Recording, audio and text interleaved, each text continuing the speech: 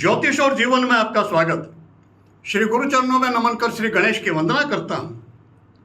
क्या आप कल्पना कर सकते हैं कोई व्यक्ति एक शिवलिंग अपने हाथ में ले, उसे देखे नजर भर के और वो टुकड़े टुकड़े हो जाए। उस शिवलिंग को देखकर जो महात्मा आए हैं वो कि ये क्या हुआ, बड़ा मूल्यवान महत्वपूर्ण शिवलिंग था, ये क्या किया आपने। जिन्होंने हाथ में लिया था वो उसको फिर मुट्ठी बंद करते हैं, घुमाते हैं, फिर देखते हैं और वो शिवलिंग वापस वैसा ही हो जाए जैसा टूटने से पहले था। क्या सोच सकते हैं ऐसा। एक संत जो यहाँ पर है कह रहे वो यहाँ पर, और उसी समय में उनके कहीं दूसरे स्थान पर होने की बात भी कहे कि यहाँ पर भी थे वो। तो विश्वास होता है सहजता। एक अधेड़ व्यक्ति, साधक हैं, वो संत हैं, अपने कुटिया में बैठ करके साधना करते हैं। कुछ ऐसी घटना घटी, समय पर नहीं निकले, लोगों ने खोल के देखा तो क्या देखते हैं, आसन के ऊपर एक 5-6 मास का शिशु रूप में। इस अवस्था में कल्पना कर सकते हैं जो सूर्य की किरणों से कुछ भी पैदा कर सकते हो, सोना चांदी रत्न फूल खुशबू खाने पीने की वस्तु कुछ भी, और उसे फिर लोभ भी कर सकते हो। क्या कल्पना की जा सकती है। खुशबू, चाहे जैसी खुशबू चाहे जब वो पैदा कर दें, गुलाब के पौधे को जवा के पौधे में बदल दें, जवा के पौधे को गुलाब के पौधे में बदल दें। ये सब कपोल कल्पित बातें नहीं हैं, लेकिन आश्चर्यजनक अवश्य किसके जीवन की घटनाएं हैं। एक सिद्ध संत हुए हैं और उनके बारे में YouTube पे सर्च करके जानकारी मिल सकती है। स्वामी जी विशुद्धानंद जी परमहंस महाराज, सूर्य विज्ञान के प्रणेता रहे वो। गोपीनाथ जी महामहोपाध्याय गोपीनाथ जी कविराज, उनका नाम, जो तंत्र के ग्रंथ हैं, अच्छा साहित्य, उनका अध्ययन करने वाले उनके नाम से परिचित ना हो ऐसा नहीं हो सकता। जो चुने हुए टोटकों की पुस्तकें, इनसे हट करके अगर जो साहित्य पढ़ते, जो तंत्र के अच्छे साहित्य पर, तंत्रों के संग्रह पर जितना काम गोपीनाथ जी कविराज जी ने किया, उनका नाम हमेशा सम्मान से लिया जाएगा। इतने अच्छे साधक रहे हैं, सिद्ध संत रहे हैं ये भी, और इन्होंने तंत्र पर बहुत काम किया है। भारतीय ज्ञान विज्ञान तंत्रों को, विलुप्त तंत्रों को संग्रह का, प्रकाशन का, इस दिशा में बहुत काम किया है। तो विशुद्धानंद जी के शिष्य हैं ये गोपीनाथ जी कविराज जी। महामहोपाध्याय गोपीनाथ जी कविराज जी इन विशुद्धानंद जी के शिष्य रहे हैं, और इन गोपीनाथ जी कविराज जी की ही लिखी यह एक पुस्तक है। इन पर विशुद्धानंद जी के ऊपर ही योगीराज विशुद्धानंद प्रसंग तथा तत्वबोध, यह पुस्तक। जिन घटनाओं का मैंने अभी आपसे वर्णन किया है, ये कुछ हैं। ऐसी कई घटनाएं इस पुस्तक में गोपीनाथ जी की, उनकी स्वयं की आंखों देखी, और उस समय जो साथ थे उनके आंखों देखी, कितनी घटनाओं का वर्णन आपको इस पुस्तक में मिल जाएगा। ये विश्वविद्यालय प्रकाशन, पोस्ट बॉक्स नंबर 1149, विशालाक्षी भवन चौक वाराणसी, पिन कोड है 221001। सारा पता बता रहा हूँ, लेखक का नाम, जिस पुस्तक में ये जो पुस्तक है, जो पढ़ते हैं हम, उसकी भी विश्वसनीयता, कहने वाले की विश्वसनीयता वो महत्व रखती है। और बहुत सी बातें, बहुत से नाम ऐसे हैं जिनमें अविश्वास जिस पे किया ही नहीं जा सकता। आज के इस वीडियो में मैं चर्चा करता हूं, मैंने कुछ उल्लेख किए आपके अभी सम्मुख विशुद्धानंद जी के जीवन के बारे में। आज के वीडियो में चर्चा करता हूं बाबा साहब भैरवानंद जी कापालिक महाराज के कुछ ऐसी घटनाएं इनके जीवन की जुड़ी, सहसा विश्वास नहीं होता, ऐसा भी हो सकता है। आज की वीडियो में चर्चा इस पर। तो नाग देवता, वो कभी किसी मनुष्य के रूप में, या मनुष्य किसी नाग के रूप में, कोई मनुष्य एक सिंह के रूप में, सहजता से आसानी से इन बातों पर विश्वास नहीं होता। 92 के उज्जैन के कुंभ में भैंसोदा निवासी श्री सत्यनारायण जी चौबे जी, उनका कुंभ में जाने का, संतों की सेवा का इन पे काफ़ी उनका रुझान रहा। 92 के कुंभ में जब साधु संत कभी भी कुंभ में आते ही हैं, कुछ बहुत विलक्षण घटनाएं घटती हैं, उनके बारे में समाचार पत्रों में छपता ही रहता है, छपता है, विशिष्ट कोई बात होती है तो चौबे जी को भवानी मंडी में 92 के उस कुंभ में नई दुनिया पेपर के फ्रंट पेज के ऊपर बाबा साहब के बारे में एक समाचार मैं फोटो के उनको पढ़ने को मिला। उस समाचार की चर्चा करूँगा, वीडियो बहुत लंबा हो जाएगा। तो चौबे जी ने उसको पढ़ करके वो बड़े आश्चर्यचकित हुए। उन्होंने सोचा कुंभ में जाना ही है, इनके दर्शन जरूर करने हैं। और चक्र तीर्थ उज्जैन का प्रसिद्ध शमशान है, वहाँ पर विराजते थे उस समय बाबा साहब। चौबे जी जब उज्जैन कुंभ में गए और दर्शनों के संतों के बाद चक्र तीर्थ में आपके भी दर्शन किए, आपसे परिचय हुआ। चौबे जी के एक बेटे की ससुराल है उज्जैन, और आना जाना तो कुछ परिचय के बाद में कुछ संत की, महात्मा जी की, बाबा साहब की ऐसी कृपा हुई कि संपर्क आना जाना बना। चौबे जी पर कृपा हुई, परिचय बढ़ा। 1 वर्ष के बाद भवानी मंडी आमंत्रित किया बाबा साहब को, और नवरात्रा के समय में योजना बनी। नवरात्रा भानपुरा के पास हिंगलाज गढ़, एक पुराना प्राचीन गढ़ है, बहुत प्राचीन, उसमें हिंगलाज माता का मंदिर है प्रसिद्ध, छोटा सा मंदिर है, लेकिन उस माता जी के मंदिर के नाम पर उस किले का नाम हिंगलाज गढ़ है। वहाँ पर नवरात्रा के आयोजन की योजना बनी, बाबा साहब ने स्वीकृति दे दी। ठीक है, जब आए कि उन्होंने, बाबा साहब ने पूछा कोई आसपास स्थान, चौबे जी ने कहा है कि ऐसा स्थान है, चलो ठीक है। वहाँ योजना बनी भवानी मंडी में, वहाँ पर गोपाल जी, एक व्यापारिक फर्म है बाला बख्श बद्रीलाल के नाम से, उनके 2 भाई हैं, छोटे बेटे उनके गोपाल जी, उनने, चौबे जी ने, दोनों ने और अपने कुछ सहयोगों के साथ वहाँ उस किले में नवरात्र अनुष्ठान का आयोजन किया। जब जा रहे थे गाड़ी में बैठे हुए बाबा साहब, ड्राइवर ने गाड़ी रोक दी एकाएक, पूछा क्या हुआ। ड्राइवर ने इशारा किया कि सामने, तो बीच रास्ते में नाग फन फैला करके बैठा हुआ, एक कोबरा। बाबा साहब उतरे नीचे और जाकर के उसके पास खड़े हो गए रेंज में। थोड़ी देर खड़े रहे, हाथ का इशारा, फिर उनसे बोला कि बस हो गया, बहुत हो गया, चलिए जाइए, जाने दीजिए हमको। और ये सुन करके नाग भी किसी की बात समझता है क्या, कुछ तो है।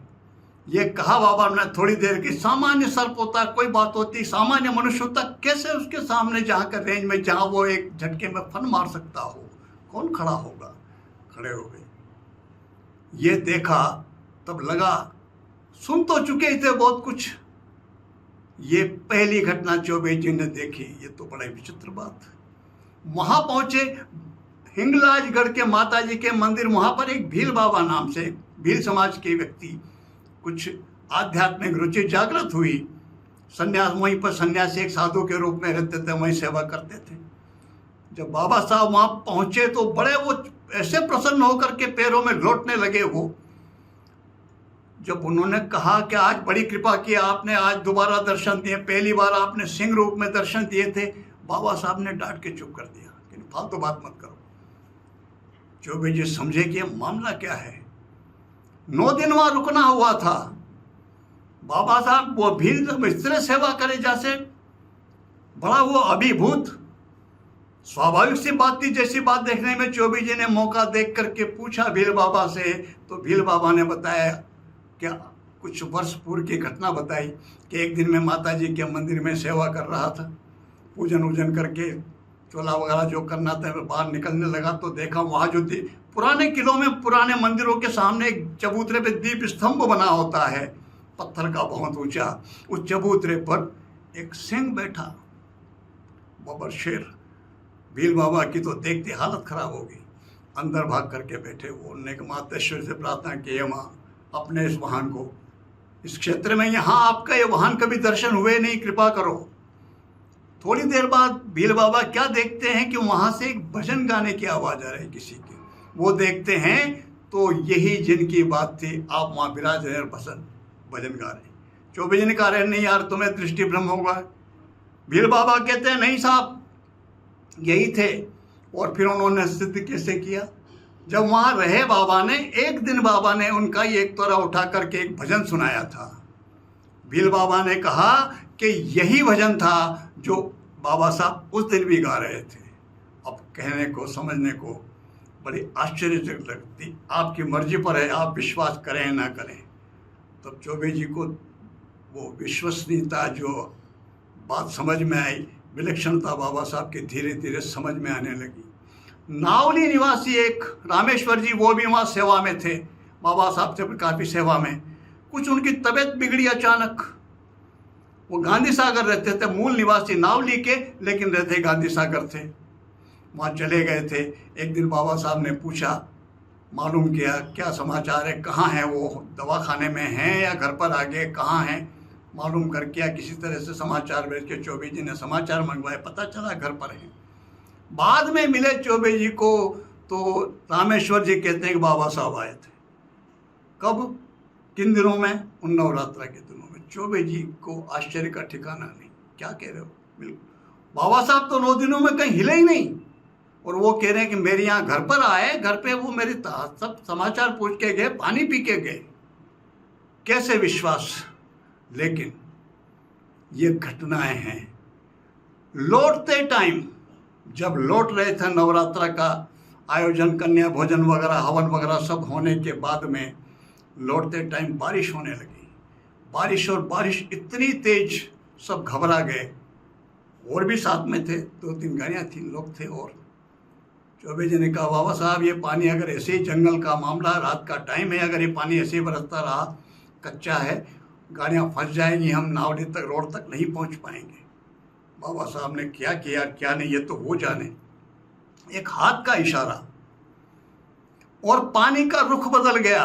फिर ये कि जो पानी चारों दिशाओं में बरस रहा था, गाड़ियां आगे सूखे में चल रही थी और पानी पीछे गिर रहा था एक नाले के अंदर, सारा पानी धुआंधार बारिश वहाँ आगे ठेठ तक भानपुरा आने तक सूखा मिला। अब यह सहज थी, विश्वास ना होने जैसी बातें हैं। चौबे जी के बारे में थोड़ी सी जानकारी मैं दे दूं। भवानी मंडी के पास मध्य प्रदेश में भैंसोदा गांव में वहाँ के रहने वाले हैं।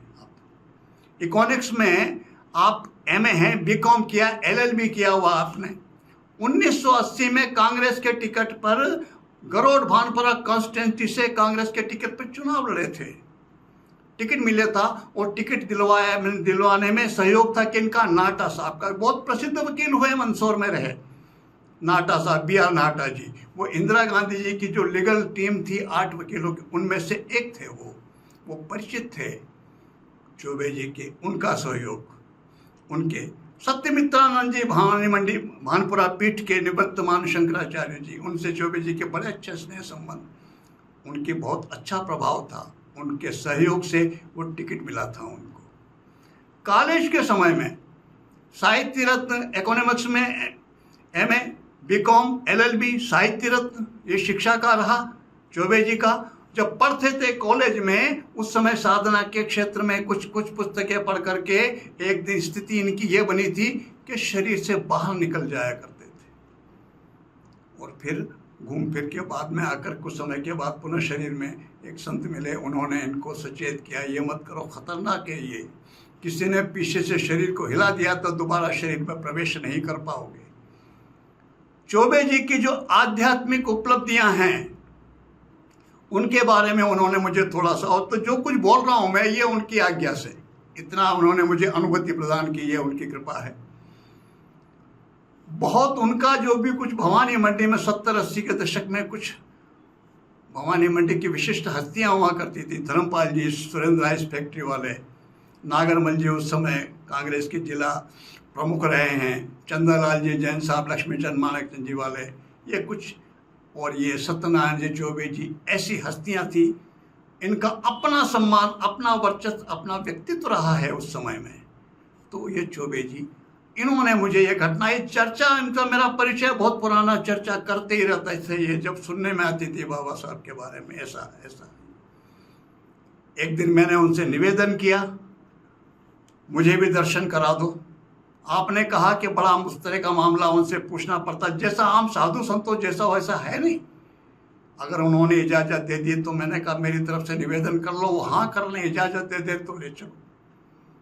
चौबे जी का मैं एहसान में कृतज्ञ हूँ बहुत, जीवन भर में इस बात के। उनके सबसे पहले बाबा साहब के चरणों में नमन करने से पहले मैं चौबे जी के चरणों में नमन करना चाहूँगा। उनकी कृपा से ही मुझे बाबा साहब के दर्शन हुए। चौबे जी ने पूछा, बाबा साहब ने अनुमति प्रदान कर दी, और इस समय में और इस तरह से मैं पहली बार बाबा साहब से मिला था।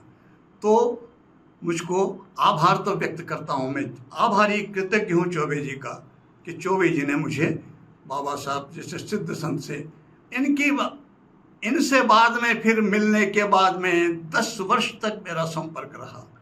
इन 10 वर्षों में मैंने क्या क्या देखा, क्या क्या महसूस किया है, ये मैं ही जानता हूँ। उस बारे में चर्चा करूँगा अगले वीडियो में।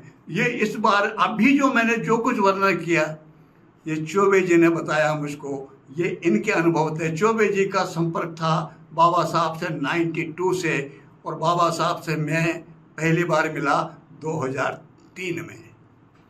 तो ये जो कुछ मैं निवेदन कर रहा हूँ, ये सिर्फ इसलिए ताकि हमें हमारी जो सनातन संस्कृति, जो भारतीय ज्ञान विज्ञान, मंत्र विज्ञान, उनकी क्षमता और संतों के जो रहस्य हैं उनकी क्षमता पर हमें पता चले, हम उस पर आस्था हमारी बन सके, हम हमारी गरिमा को पहचान सकें। इसलिए मैं केवल ये समझाने बताने का प्रयास कर रहा हूँ, एक ही उद्देश्य मेरा। अगले वीडियो में मैं आपको कुछ ऐसे प्रसंग जो मैंने देखे सहजता से, वो उनका तो मैं ये जितनी घटनाएं मैंने की, ये चौबे जी के मुंह से सुनी है मैंने। अगले वीडियो में जो चर्चा करूँगा मेरी स्वयं की देखी हुई, उनका स्वयं मैं प्रत्यक्ष गवाह, मेरे साथ कुछ और भी गवाह होंगे। ये जो घटनाएं चौबे जी ने वर्णन की, इनके गवाह और भी कई। तो आज के वीडियो में मैं सिर्फ इतना ही, और निवेदन यह है मेरा आपसे, आप इस बात का थोड़ा सा ध्यान रखें। मेरा और कोई उद्देश्य नहीं, सुनाने के पीछे एक उद्देश्य कि हम जो संत हैं, जो साधु हैं, उनकी क्षमता, जो सिद्ध पुरुष हैं, उनके महत्व को समझें, उनसे कुछ प्रेरणा लेने का प्रयास करें, आस्था रखें हमारे ज्ञान विज्ञान पर। उनकी महिमा अपनी जगह वैसा नहीं, लेकिन हम अगर आध्यात्म मार्ग से जुड़ते हैं तो जो मनुष्य जीवन है हमारा, जो मिला है हमको, इसमें कुछ तो प्रगति होगी ही होगी। ईश्वर मार्ग पे चलेंगे, कुछ तो प्रगति अवश्य होगी। कुछ पिछले जन्म का है, उसमें कुछ जुड़ेगा, अगला जीवन निश्चित रूप से और सार्थक होगा। हमारा, आपका, सबका जीवन सार्थक सफल हो, सब पर उनके गुरुजनों की, सिद्ध संतों की, परमेश्वर की कृपा हो। इसी प्रार्थना के साथ मैं आप सबको नमन करता हूँ। नमस्कार।